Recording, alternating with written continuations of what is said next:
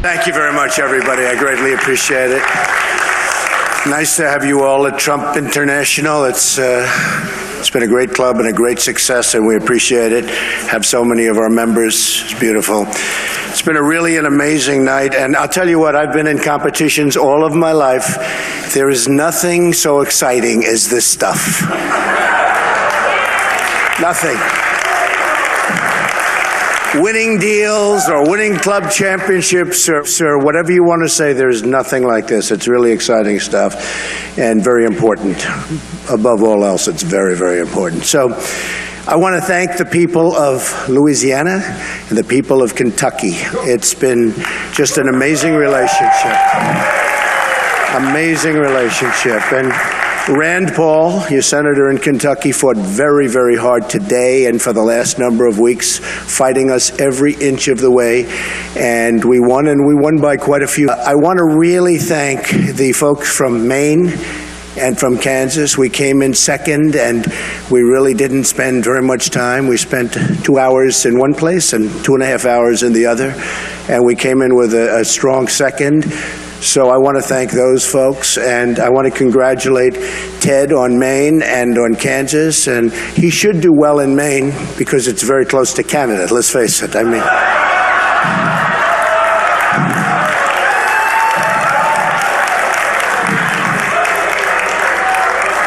a lot of truth.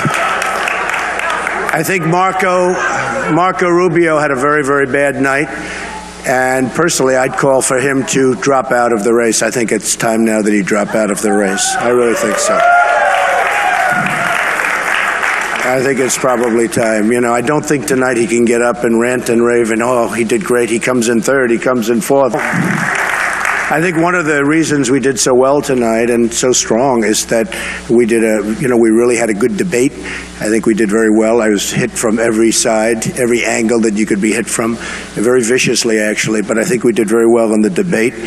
I do say this, we're marching along, and I think we're doing very well in Florida. Today I was in Orlando. We had a group of at least 20,000 people.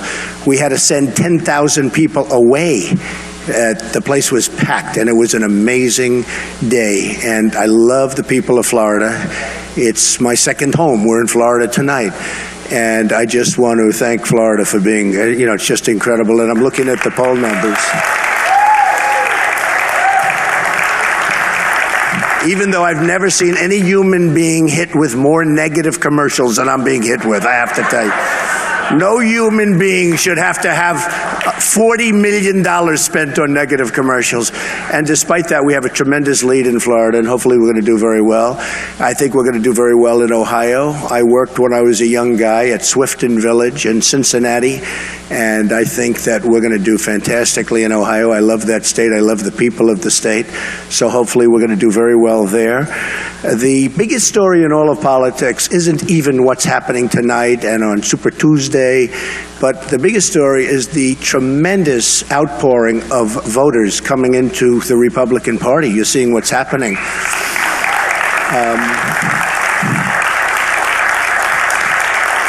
Millions and millions of people are coming in and voting, and they've never seen anything like it before. Actually, they're doing covers on Time magazine because it's a movement. What's happening is a movement, and I'm very honored to say that if I were not involved, that wouldn't be happening. Well, I'm only kidding. Actually, I'm not kidding, but I'll say I'm kidding because I want them to say I'm a nice person. But you're talking about millions and millions of people. And we have a dynamic party, and as a party, we should come together and stop this foolishness. We have something, and I was thinking about it today for the first time. The establishment is very unhappy with the way things are going, and I can understand that, although I used to be part of the establishment. 7 months ago, before I decided to run, I was part of the establishment. But now I'm not part of the establishment. Once I announced I was running, they said, what's he doing? Why is he running? He's not supposed to be running. We want people that we can control. We want people that we can give money to so that if we want something for pharmaceuticals or for electric or for utilities or for lumber or for oil and gas, we have total control over our senator or our congressman. So, I'm self-funding. I'm not taking their money. They have no control. I'm going to do what's right for the American people, and that's very simple. So they're not happy. But I was thinking today, because I love the Republican Party, and I love the conservative, and I love a lot of people that are very good friends of mine. And I've been a member for a long time. But today I was thinking, for the first time, really thinking about this. We lost a great man, Justice Scalia. He needs to be replaced, and you can only replace him with somebody truly great. He can never be replaced. He was really something.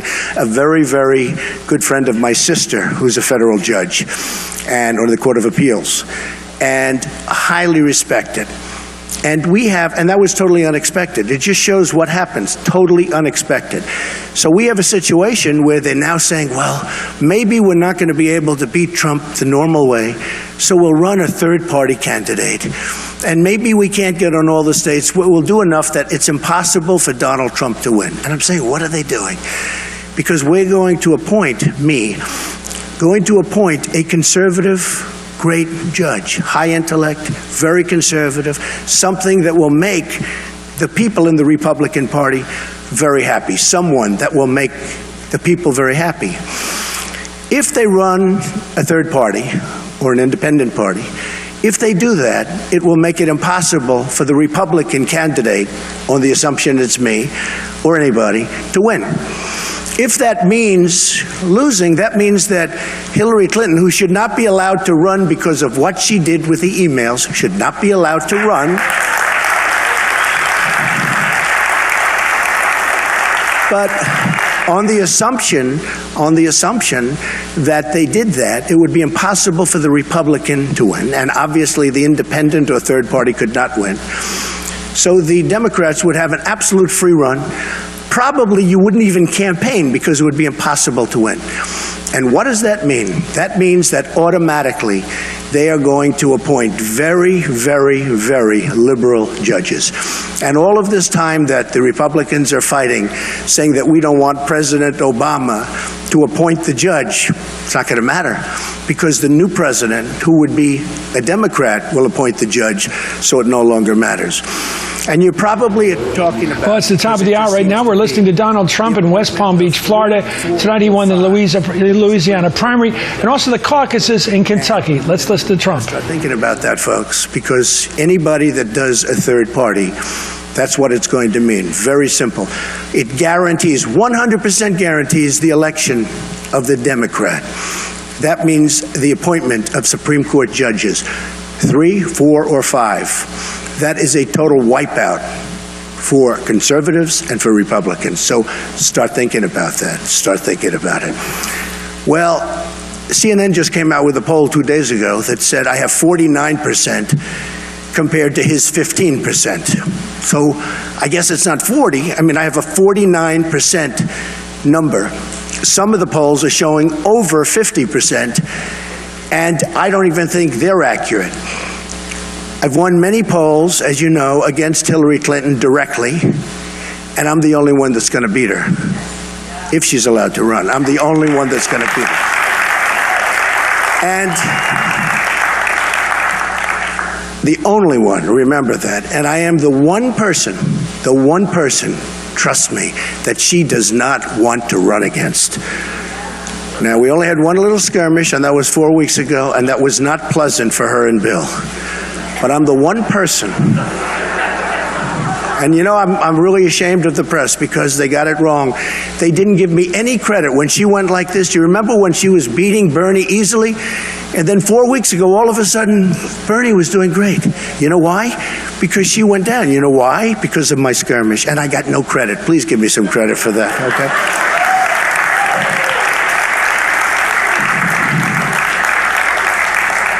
So I look forward to that race, and again, I haven't really done anything with Hillary. We haven't started on Hillary except for the one moment 4 weeks ago, but I think we're going to have something that's really great. You know, I heard Hillary today, and I watched her statement tonight, and her statement is, "Make America whole." That's a terrible statement. Make America whole. I think she means we're in a hole, we're in a deep hole, and we're trying to dig our way out. We owe $19 trillion. And if that's the kind of promotional ability we have on the other side, our country's in big trouble. Make America whole. No, make America great again. That's what mine is. Make America great again. Okay? So, again, this has been a very exciting evening, and again, I just have to thank the people of Louisiana, the people of Kentucky. You're amazing, and I will never, ever forget it. I was in Louisiana last night, and we had a group of people in an airplane hangar, this massive hangar, and you couldn't even get them in. This was a seriously big hangar for very, very big planes. And I landed, got out, walked into the hangar. There were thousands and thousands of people, and it was incredible. And the same thing a few days ago in Kentucky. We had a rally that was incredible. And today's rally in Orlando, Florida, was nobody seen anything like it. And they're writing about it. They're saying they've never seen anything like it. In the history of politics in this country, they have never seen anything like it. And it was so reported even in the New York Times today on the front page. People have never, ever seen anything like it in the history of politics in the United States. It's a movement. So I just want to thank all of my friends, all of my members, all of my everything. You have been so supportive, so great, and you're very, very special people. Thank you. And with that, if you'd like, you know the press is among the most dishonest people ever created by God. So I would love to take a few questions from these dishonest people. Go ahead, press. No. John Scarpa, everybody. 10,000 firemen and policemen would love to see you speak in Jacksonville at the convention in April. Okay, if I can do it, I'll do it, John. John Scarpa, everybody. Thank you, John. If I can do it, I'll do it. Yes, sir, go ahead. Now that it looks like you lost the victories, are you going to target hiring that his slogan is trusted, whereas you lied about Ben Carson dropping out of the race to get votes and undeserved momentum? I love you as a reporter. Where are you? Where have you been? This is the greatest guy. Lion Ted. I call him Lion Ted. He holds up the Bible and then he puts it down and he lies. Okay, Lion Ted. I never saw a man that lied as much. No, Lion Ted. No, what he did to Ben Carson was a disgrace. And actually me, because had he not gotten those Ben Carson votes, I would have won Iowa too. I would have had everything. So no, Ted was, and what he did, frankly, when he did voter violation on a form that looked like it came right out of a government agency, voter violation, and the only way you get rid of the violation, essentially, is by voting and going and voting for Ted Cruz. Did you ever see this? And people did that because they were afraid. It was terrible. It was a very fraudulent thing, and he's done a lot of bad things. So Ben Carson's a great guy. He's a great, great guy, and I thought that was a disgrace, what he did to... He said, basically, that Ben Carson's out of the race. Come on, vote for me. And he knew it was happening, so one of those things. But I do think this.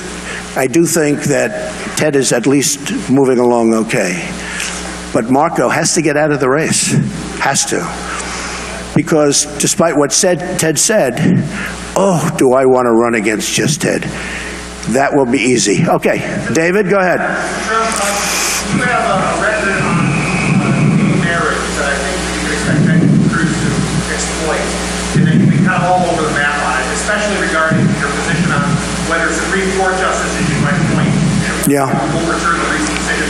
Can you state unequivocally what is your position on gay marriages and same-sex? Well, I've made it very strong. We have policy on it, and I've said it very, very strongly. And I think you know it. And it's all done. And how many times do I have to say it? It's like David. It's like, as an example, what is my position on 900 different things? I've said it 150 times. We're not here for discussing that, but everybody knows how I feel on it. Question. David, sit down, please. Sit down. David, sit down. You know my position. Yes, go ahead. Yes, John, go ahead.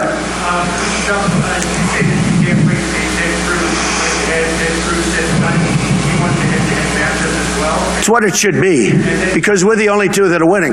By the way, he keeps saying about, I am the one that beats Donald Trump. Well, I've been beating him almost 3-1. And on Super Tuesday, I got 1 million votes more than Marco and 500,000 votes more than Ted. That's a lot of votes. I'd love to have a head-to-head matchup with him in Florida, as an example, and Ohio. But in New York, he's not going to get very many votes. In New Jersey, in Pennsylvania, in Ohio, he's just not going to get very many votes.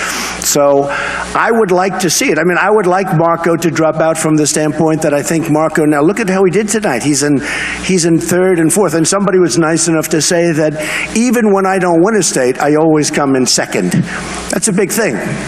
Marco's come in fourth. So I think it's time for Marco to clean the deck. I do. And I say that respectfully. Yeah, because I wanted to go to, and Matt's a great guy, but look, I wanted to go to Kansas. I felt I had an obligation. I did fairly well in Kansas, considering I spent, literally an hour there, a very small time. But I wanted to go to Kansas to campaign. I've been to CPAC from the beginning. I've liked it. I respect the people at CPAC. I respect Matt a great deal. I hated to cancel, but I really am doing something that's very important. John, go ahead. Afraid. I've taken more questions from reporters than any human being maybe that's ever lived. I mean, give me a break. Afraid. No, I don't care. No, I was hearing Matt say today, and it was very interesting, but I was hearing Matt saying I didn't like the format. I would rather speak for 30 minutes, but I hate when you speak for 10 or 15 minutes, and then you're interrupted, and then you sit down, I've done that. I've done it 3 times now. I would rather speak, but if somebody wants to ask me, in the case of Dana, or the case of Sean Hannity, or any of them, I would love to do that. This was simply a fact that I wanted to campaign. And I'm campaigning. Very few people are campaigning. And I'm very happy I did it. And I met a lot of great people in Kansas. Mr. Phil Ruffin, who's one of the most successful people in the United States, really worked hard in Kansas. And I felt I owed it to him and a lot of people to go there this morning. Yes, sir. Yes. A little bit to our south today, held a rally. Family? The family of Bob Levinson yes. held a rally, and they started a movement on social media called What About Bob? The family feels, and a lot of others, that the government of Iran knows where he is, or they know and they're not saying. So what would you do, sir, if you become president, with Mr. Levinson specifically, and in a scenario where an American disappears in that part of the world under mysterious circumstances? What is the Trump White House policy on that? Well, we would want to get to the bottom of it. I think our weakness in dealing with Iran has been unprecedented. The fact that we gave them $150 billion and they're a terrorist state, the fact that they spent much of that money buying other than American products. As an example, as you know, they bought 118 massive airplanes, very large airplanes, from Airbus, not from Boeing, not from anything having to do with this country. They spent a lot of their money all throughout Europe, and they spent it in Russia buying missiles. They gave us nothing. I will get down to the bottom of that. I think it's a disgrace. Please give his family my regards. I think it's a disgrace. I think they know where he is one way or the other. I think they absolutely know where he is. And if I'm elected president, I will get to the bottom of it. Okay? Go ahead. What about these skulls that keep breaking out at your campaign rallies? Don't you have some responsibility for these rallies? Well, I have nothing to do with it. When you have 25,000 people in a building, today we had to send away so many thousands of people, we couldn't get them in. When you have that many people, if you have 4 or 5 people or 10 people stand up out of 22,000 that are in this building that I'm speaking to, a very great entertainer said, Donald, you're the biggest draw in the world without a guitar, which is a sort of an interesting. I won't tell you that was the great Elton John. I will not tell you that. But somebody did make that statement. When you have that many people, you understand, in a room, and you'll have a couple of, not skirmishes, just a couple of protests, really not skirmishes. And we treat them very gently. 10 years ago, they would have been treated differently. Not by me, but that's the way life is. We treat them very, very gently. And yeah, we had a few protesters today, but very few. I mean, if you look at it as a percentage, we had what? 1/100th of 1% of the people that were in the room. So no, I watched Bernie Sanders have a protest. He was up at the microphone, and two young ladies came up and took the microphone away from him. That will never happen with me. He walked meekly to the back of the room, and I said, isn't that pathetic? Isn't that sad? Yeah, well, I mean, this is the problem with reporters. Look, just so you understand, not me. Somebody else, Marco brought it up. And do you notice? Okay, now look, you look at what happens to Marco. No. Let me tell you, I didn't bring it up. Excuse me. Somebody else said Donald Trump has small hands. So I said, small hands? These guys know. I hit a ball 280 yards. Stand up. My club champion. Stand up. Do I hit the ball good? Do I hit it long? Is Trump strong? So look, I just simply held up the hands. These are very strong hands, and they're fairly large, actually. But you know what? It was interesting because, and you shouldn't even be bringing this up, to be honest with you, but it was very interesting. Because the day after he said that, I'm shaking hands with people, and everybody's saying, wow, you have strong hands. You have very big hands. The guy, what happened is Marco just made it up out of nowhere because he's a politician, and politicians lie, and they say bad things, and if you don't call them out for it, you don't. Now, I didn't bring it up. He brought it up, but I finished it. And I'll tell you about Marco. It's very interesting. Marco attacked me viciously a week ago, 2 weeks ago. So far, every person that's attacked me has gone down. Look at his numbers tonight. He cannot hold one of those phony rallies where he did well because he did really badly, okay? He's not going to stand up tonight and talk about how well he did in Iowa where he was in 3rd place and he acted like he won. I agree with Ted on that. I'd love it to be, but they have to. Here's the story. I would love it to be at a high level. I will be the most presidential candidate in history other than honest Abe Lincoln. He was very tough to beat, okay? You look at Abe Lincoln, he was serious, right? I will be but when I get attacked by these people at a low level, I have to attack back. I can't stand there. Some people say, you're above it. You should stand there. That's not me. I can't do that. And you know what? I'll never do that for our country either. Yes, go ahead.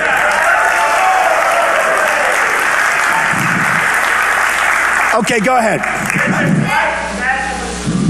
That is sending out robocalls under the act, endorsing or against the president. Like you denounce that. I'm totally denouncing. And any hate group, no good with Donald Trump. Any hate group. I didn't know that, actually. But if you're telling me, I will believe it. I totally denounce, okay?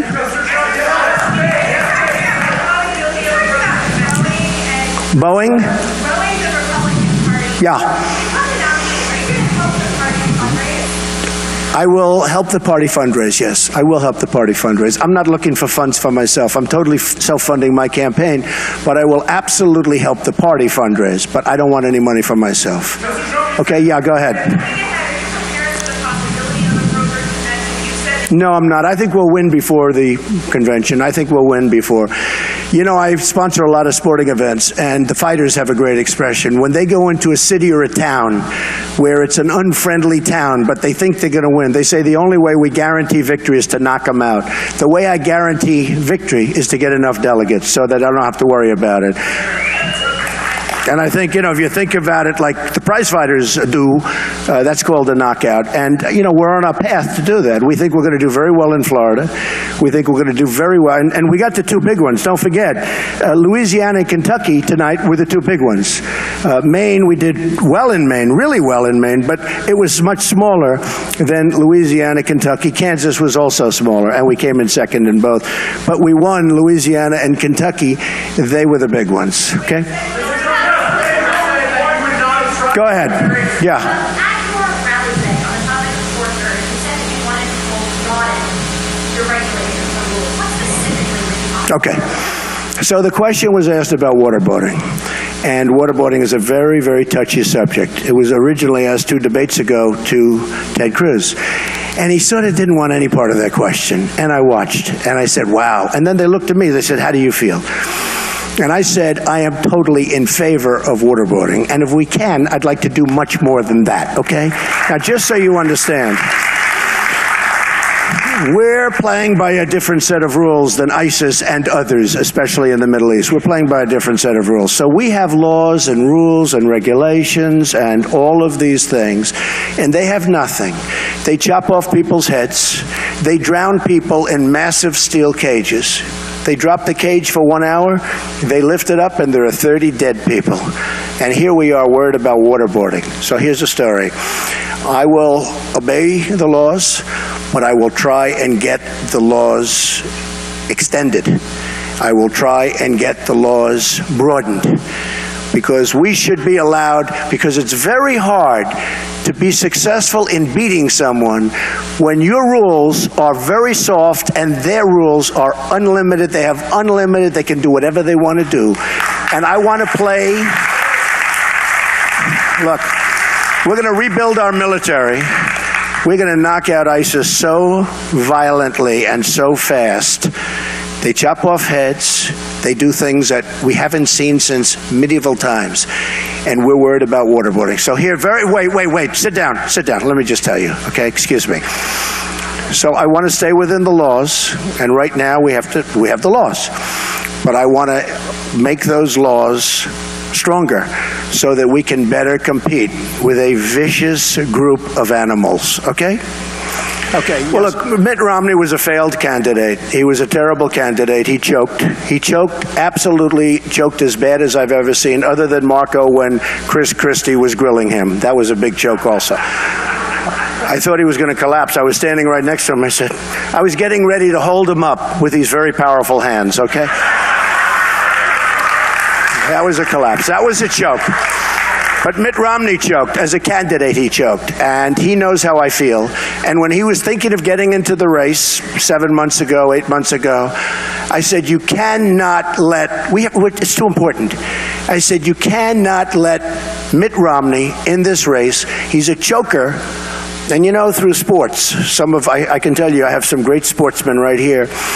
When you see somebody choke, generally speaking, once a choker, always a choker. Now, Mitt Romney gave that election away. That was an election against a failed president that should have been easily won. Mitt Romney didn't work hard. That last month, he disappeared. And say what you want about President Obama. He was on Jay Leno. He was on David Letterman. He was all over the place. And where was Mitt Romney? We're all looking. We're still looking for him. And if he would have devoted the same energy and time to winning the presidency 4 years ago, as he is now on trying to destroy our party and the unity of our party, he would have won that election. And we wouldn't have had the problems that we have right now. So, ladies and gentlemen, I want to thank you all. This has been amazing. It's very exciting.